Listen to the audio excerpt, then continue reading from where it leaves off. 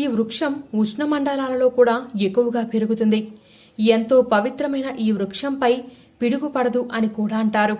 ఈ చెట్టు గురించి తెలిసిన వారు బయట ఉన్నప్పుడు వర్షం పడితే ఈ కదంబ వృక్షం కింద నిల్చొని ఉంటారు.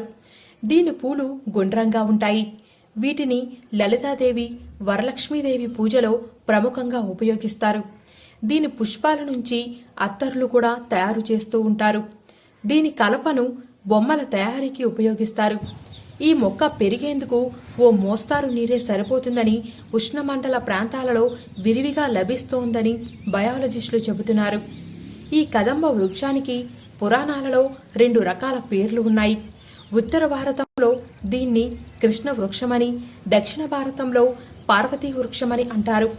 కదంబ వృక్షం ఇంట్లో ఉంటే ఆ ఇంట్లో కుటుంబ కలహాలు ఉండవని, విడిపోయిన జంటలు తిరిగి కలిపే పవిత్ర శక్తి ఈ వృక్షానికి